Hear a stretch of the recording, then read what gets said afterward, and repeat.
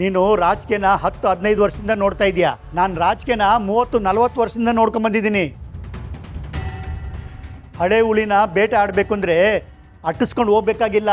ಎಲ್ಲೆಲ್ಲಿ ಹೊಂಚಾಕೊಂಡು ಕಾಯ್ತಾ ಕೂತಿದ್ರೆ ಬೇಟೆ ಸಿಗುತ್ತೆ ಅಂತ ಗೊತ್ತಿರುತ್ತೆ. ಸೂಪರ್ ಮಾವ, ನೀವು ಯಾವ ಹೀರೋಗೂ ಕಮ್ಮಿ ಇಲ್ಲ. ನೀವಿರೋ ರೀತಿಗೂ ನಿಮಗಿರೋ ಶಕ್ತಿಗೂ ಸಂಬಂಧನೇ ಇಲ್ವಲ್ಲ ಮಾವ. ಏನು ಗೊತ್ತಿಲ್ಲ ಅನ್ನೋ ಥರ ಇರ್ತೀರಾ, ನೋಡಿದ್ರೆ ಎಲ್ಲ ತಿಳ್ಕೊಂಡಿರ್ತೀರಾ. ಮನುಷ್ಯ ಹಾಗೇ ಇರಬೇಕು ಶ್ರಾವಣಿಯಮ್ಮ. ಅಣ್ಣವರು ಕಡೆವರೆಗೂ ಹಾಗೇ ಇದ್ದರು. ದೊಡ್ಡ ಯಜಮಾನ್ರು ಅಣ್ಣವರ ದೊಡ್ಡ ಅಭಿಮಾನಿ. ಅವ್ರ ದಾರಿಲೇ ನಾವು ನಡೀತಾ ಇರೋದು.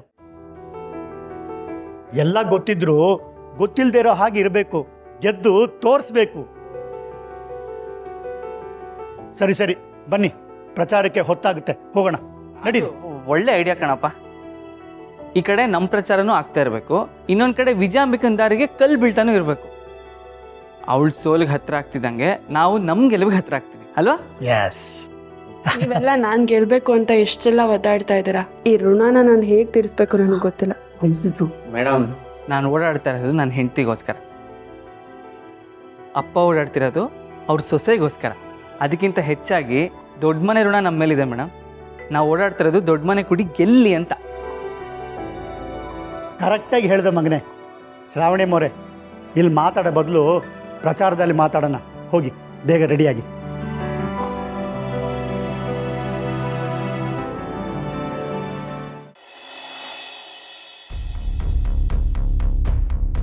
ಇಷ್ಟಕ್ಕೂ ನನಗಿನ್ನೂ ಮದುವೆನೇ ಆಗಿಲ್ಲ, ಇನ್ನು ಮಗು ಹೆಂಗಾಗ್ತದೆ?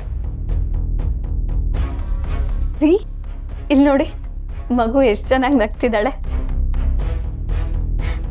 ಅಂದಾಗೆ ಮಗು ನೋಡೋಕ್ಕೆ ನಿಮ್ಮ ಹಾಗಿದೆಯೋ ಅಥವಾ ನನ್ನ ಹಾಗಿದೆಯೋ? ಇಲ್ಲ ಇಲ್ಲ, ನನಗೆ ಗೊತ್ತು ಮಗಳು ನೋಡೋಕೆ ನಿಮ್ಮ ಹಾಗೆ ಇದ್ದಾಳೆ ಅಂತ.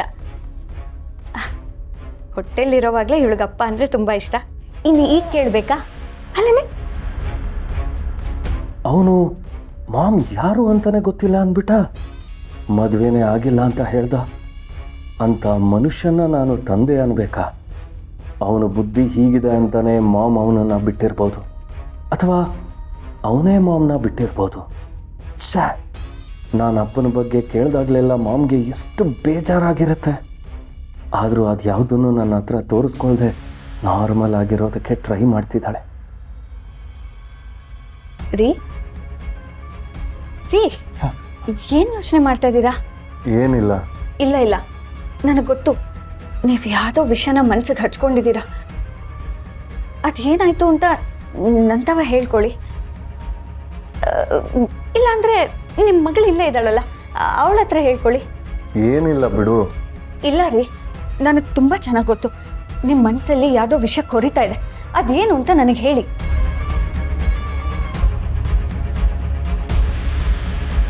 ನನ್ನ ತಾಯಿಗೆ ತುಂಬಾ ಅನ್ಯಾಯ ಆಗಿದೆ. ನಾನು ನಮ್ಮ ಅಪ್ಪನ ಹುಡ್ಕೊಂಡು ಹೋಗಿದ್ದೆ. ನನ್ನ ತಂದೆ ಆದಮೇಲೆ ನನ್ನ ತಂದೆ ಸ್ಥಾನಕ್ಕೆ ಬೆಲೆ ಏನು ಅಂತ ತಿಳ್ಕೊಂಡೆ. ಅಂದರೆ ನಿಮಗೆ ನಿಮ್ಮ ತಂದೆ ಸಿಕ್ಕಿದ್ರಾ? ಹೌದು ಸಾವಿತ್ರಿ, ಅಪ್ಪನ ಮೀಟ್ ಮಾಡಿದೆ. ಆದರೆ ಅವರು ನಾನು ನಿಮ್ಮ ಅಪ್ಪ ಅಲ್ಲ, ನನಗೆ ಮದುವೆನೇ ಆಗಿಲ್ಲ ಅಂತ ಹೇಳಿದ್ರು. ಅವರು ನೋಡ್ತಿದ್ರೆ ತುಂಬ ಕೆಟ್ಟವರು ಅಂತ ಅನ್ನಿಸ್ತಾ ಇದೆ. ಪಾಪ ಅಮ್ಮನಿಗೆ ಅವರು ಮೋಸ ಮಾಡಿದ್ದಾರೆ ಅಂತ ಅನಿಸ್ತಿದೆ. ಇಷ್ಟೆಲ್ಲ ದುಃಖ ಇದ್ದರೂ ಅಮ್ಮ ಅದನ್ನು ಹೇಗೆ ಸಹಿಸ್ಕೊಂಡಿದ್ದಾರೆ? She is great. ಆದರೂ ಅಮ್ಮನ ಪರಿಸ್ಥಿತಿ ನೆನೆಸ್ಕೊಂಡ್ರೆ ಒಂಥರ ದುಃಖ ಆಗುತ್ತೆ ಸಾವಿತ್ರಿ. ನೋಡಿ, ಸಮಾಧಾನ ಮಾಡ್ಕೊಳ್ಳಿ. ಎಲ್ಲರೂ ಜೀವನ ಒಂದೇ ಥರ ಇರಲ್ಲ. ಎಲ್ರಿಗೂ ಅವ್ರವ್ರ ಕಷ್ಟ ಏನು ಅಂತ ಗೊತ್ತಿರುತ್ತೆ. ಆದರೆ ಒಂದು ಮಾತ್ರ ನಿಜ, ಒಳ್ಳೆಯವ್ರಿಗೆ ಯಾವತ್ತಿದ್ರೂ ಒಳ್ಳೆಯದೇ ಆಗುತ್ತೆ. ನೀವು ಜಾಸ್ತಿ ತಲೆ ಕೆಡಿಸ್ಕೋಬೇಡಿ.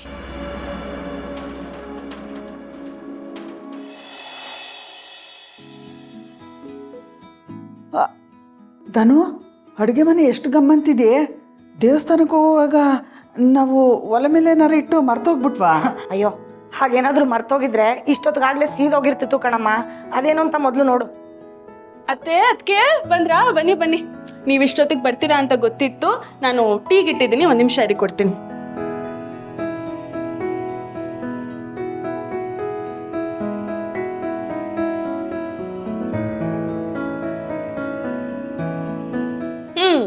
ತಗೊಳ್ಳಿ ತಗೊಳ್ಳಿ ಕುಡಿಯೋದು. ಟೀ ಕುಡಿದು ನೀವು ಸ್ವಲ್ಪ ಹೊತ್ತು ರೆಸ್ಟ್ ಮಾಡಿ, ಅಷ್ಟರಲ್ಲಿ ಅಡುಗೆ ರೆಡಿ ಆಗುತ್ತೆ. ಶ್ರಾವಣಮ್ಮ, ಏನಿದೆಲ್ಲ? ಯಾಕೆ ನೀವು ಅಡುಗೆ ಮಾಡಕ್ಕೆ ಹೋದ್ರಿ? ನೀವು ಪ್ರಚಾರಕ್ಕೆ ಹೋಗಿದ್ರಿ ಅಲ್ವಾ? ಪ್ರಚಾರಕ್ಕೆ ಹೋಗಿ ಬಂದಾಯ್ತತೆ. ನಾನು ಎಲೆಕ್ಷನ್ಗೆ ನಿಂತಿರ್ಬೋದು, ನಾಳೆ ದಿನ MLA ಆಗ್ಬೋದು, ಆದರೆ ಅದಕ್ಕಿಂತ ಮೊದಲು ನಾನು ಈ ಮನೆ ಸೊಸೆ. ಮನೆ ಸೊಸೆಯಾಗಿ ಮನೆನ ನಾನು ಚೆನ್ನಾಗಿ ನೋಡ್ಕೊಂಡಿಲ್ಲ ಅಂದರೆ ನಾಳೆ ದಿನ MLA ಆಗಿ ಇಡೀ ರಾಜ್ಯನ ಕ್ಷೇತ್ರನ ಚೆನ್ನಾಗಿ ನೋಡ್ಕೊಳ್ಳೋದಕ್ಕಾಗತ್ತಾ? ಆದರೂ ಪ್ರಚಾರಕ್ಕೆ ಹೋಗಿ ಸುಸ್ತಾಗಿರ್ತಿದ್ರಿ, ಅಡುಗೆ ನಾನೇ ಮಾಡ್ತಿದ್ದೆ.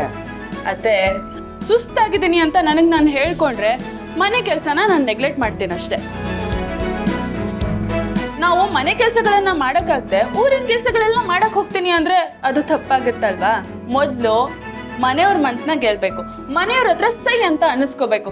ಆವಾಗ್ಲೇ ತಾನೇ ಹೊರಗಿನ ಜನ, ಹೊರಗಿನ ಜಗತ್ತು ನನಗೆ ಸೈ ಅಂತ ಹೇಳೋದು.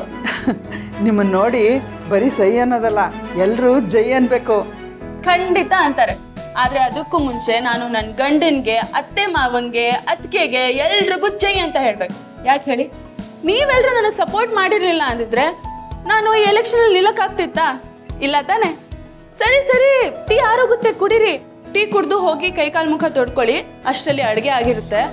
ಎಲ್ಲರೂ ಒಟ್ಟಿಗೆ ಸೇರ್ಕೊಂಡು ಊಟ ಮಾಡೋಣ. ಊಟ ಆದ್ಮೇಲೆ ಪಾತ್ರೆಗಳನ್ನ ಯಾರೂ ಮುಟ್ಬಾರ್ದು, ನಾನೇ ತೊಳೆದಿರ್ತೀನಿ. ಅದೇ ಸಾರಿಗೆ ಒಂದು ಸ್ವಲ್ಪ ಉಪ್ಪು ಸರಿಯಾಗಿದೆ ನೋಡಿ, ನಾನು ಹೋಗಿ ಬರ್ತೀನಿ.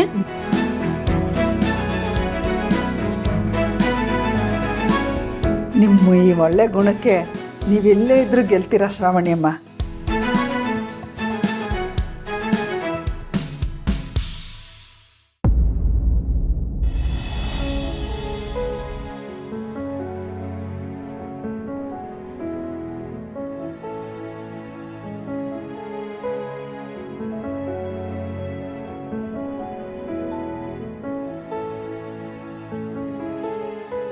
ಇಲ್ಲ ಮಗಳೇ, ಎಲ್ಲೋ ಏನೋ ತಪ್ಪಾಗಿದೆ. ನಿಮ್ಮಪ್ಪ ಅವ್ರ ಅಮ್ಮನ ಮ್ಯಾಗೆ ತುಂಬ ಪ್ರೀತಿನ ಇಟ್ಕೊಂಡವ್ರೆ. ಅಭಿಮಾನ, ಮಮಕಾರ, ಭರವಸೆ ಎಲ್ಲನೂ ಇಟ್ಕೊಂಡಿದ್ದಾರೆ. ಅವ್ರು ಯಾವ ತಪ್ಪು ಮಾಡೋದಿಲ್ಲ ಅಂತ ಅವ್ರಿಗೇನೋ ನಂಬಿಕೆ. ಆದರೆ ನನಗೆ ತುಂಬ ಸಂದಾಗಿ ಗೊತ್ತು, ಅವರಮ್ಮ ಒಳ್ಳೆಯವರಲ್ಲ. ಅವ್ರ ಕೆಟ್ಟ ಬುದ್ಧಿ ನಿಮ್ಮಪ್ಪಂಗೆ ಅರ್ಥನೇ ಆಯ್ತಾ ಇಲ್ಲ. ಸ್ವಂತ ತಮ್ಮನ ಆಸ್ತಿನೆಲ್ಲ ನುಂಗಿ ಅವರನ್ನೇ ಸರ್ವನಾಶ ಮಾಡಬೇಕು ಅಂತ ಹೊಂಟವ್ರೆ ಆ ನಿಮ್ಮಜ್ಜಿ. ಆದರೆ ನಿಮ್ಮಪ್ಪ ಅವ್ರಿಗೆ ಮೋಸ ಆಗಿದೆ ಅನ್ನೋ ಥರ ಮಾತಾಡ್ತಾ ಇದ್ದಾರೆ.